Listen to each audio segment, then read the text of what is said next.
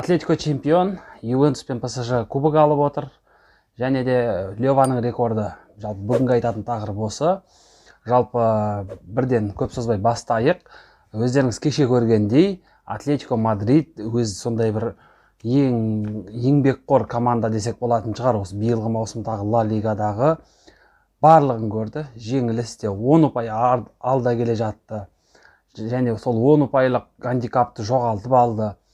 Тіпті чемпиондықтан айырылып қалуы мүмкін еді. Алайда еңбегімен, жаңағы мықты ойынымен, жалпы Атлетико биыл нағыз чемпиондыққа лайықты команда болды десек болатын шығар. Жаңа кешегі ойыны, Вальядолидпен өткен ойыны да өте керемет болды.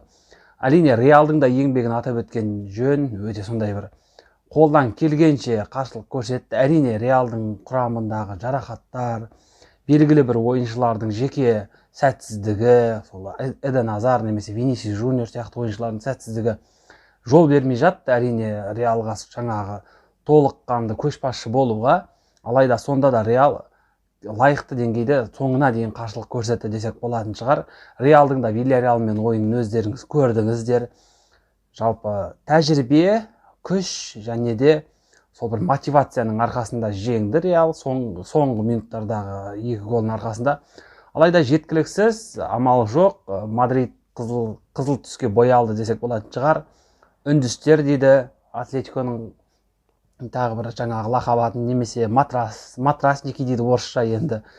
Жалпы Атлетиконың жанкүйерлері болса, немесе Атлетикоға жеке жанкүйер болған жігіттер болса, осы топта менің каналымдағы құттықтаймын. Жалпы өте керемет ойын, өте лайықты жеңіс етен болатын шығар. Араға 7 жылға жуық уақыт салып, тағы да Атлетико чемпион атанды.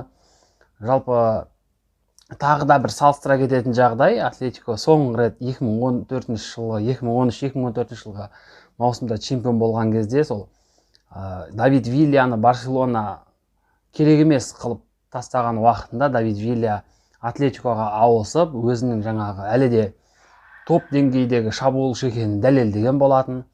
Және кешегі аяқталған чемпионаттағы Луис Суарестің мотивациясы, Луис Суарестің жалпы биылғы ойыны, биылғы маусымдағы көрсеткен нәтижелігі сол Давид Вильяның жолын қайталағандай-ақ, және тағы да Диего Симеоне Барселонадан өткен сол бір ардагер шабуылшының арқасында осындай жеңіске жетіп отыр. Жалпы Диего Симеоненің ойынын көп адам әрине сынға алып жатады.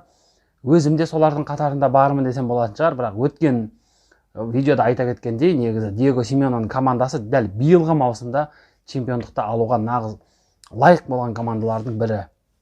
Әрине Барселонаның проблемаларын өзім айтып жаттым.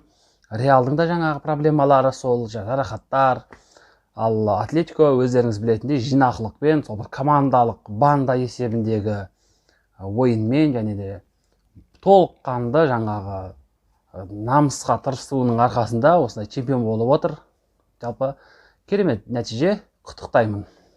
Ал Италия кубогының финалына келетін болсақ, Аталантамен өздеріңіз білетіндей Ювентус өнер көрсетті. Ювентус соңғы жылдардағы Италияның гегемоны, ал Аталанта осы соңғы 1-2 жылдағы Европадағы, тек қана Италиядағы емес, Европадағы ең романтикалық футбол қоятын команда. Бүкіл нидерланды жанкүйерлерінің назары сода десек болатын шығар. Алайда сол бір нәтиже, о жерде де енді жаңағы Реалмен айтқандай тәжірибе, күш және де басқа да факторлар әсер етті, және Ювентус өзінің деңгейінде жеңіске жетті, және де Андреа Пирлоның жағдайын сәл де болса жеңілдетті десек болатын шығар. Осы жерде Италия кубогы қанша дегенмен жоқтан тәуір дейді ғой, жаңағы Реалдың жағдайына қарағанда Ювентустың жағдайы жақсы, және Италия кубогын алды деп ауыз толтырып айтатындай нәтиже бар. Және Италия кубогының финалындағы Деян Кулсевскийдің голын атап өткен жөн. Жалпы өте талантты шабуылшы, скандинавиялық жартылай қорғаушы жігіттер, және осы ойында да өзінің сондай бір болашағына үлкен үміт күттіретін ойыншы екенін тағы бір дәлелдегендей-ақ.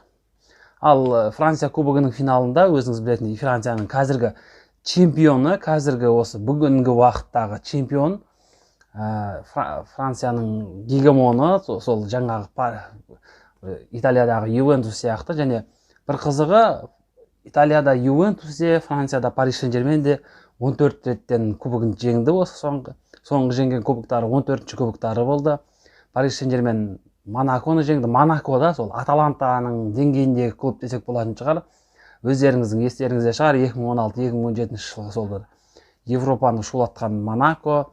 Одан кейін әрине кішкене деңгей жағынан төмен түсіп қалғанмен, қазір сол бір Головин, Кевин Воланд, жаңағы Франческо Фабрегас сияқты ойыншылардың арқасында кішкене қайтадан өзінің деңгейін жинап келе жатыр. Және де сол бір Франция кубогының финалында да тағы да үшінші мәрте айтайын, сол тәжірибе, күш және де мотивацияның арқасында жалпы жеңіліп қалды десек болатын шығар Монако Парижге. Және Маурисио Почеттиноның жағдайы. Маурисио Почеттино жалпы 6 айдың ішінде 2 алтын жүлде жеңіп алды Парижбен.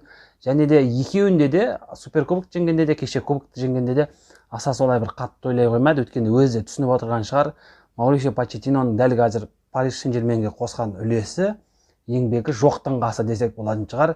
Себебі дәл қазіргі команда және дәл қазіргі жеңіс оның барлығы Томас Тухельдің арқасы. Және Маурисио Почеттино, алайда Маурисио Почеттиноға мен бапкер ретінде сенем. Және келесі маусымда Маурисио Почеттино егер биыл чемпиондықты аламайтын болса, келесі маусымда жоғарғы нәтижелерді көрсетуіне Парижбен сенемін. Және Европада да көрсетеді деп ойлаймын. Себебі Маурисио Почеттино өзін әлдеқашан ешқандай алтын жүлдесіз де дәлелдеп қойған бапкерлердің бірі. Енді Германияға ауыссақ, Германияда айтатын ештеңе жоқ.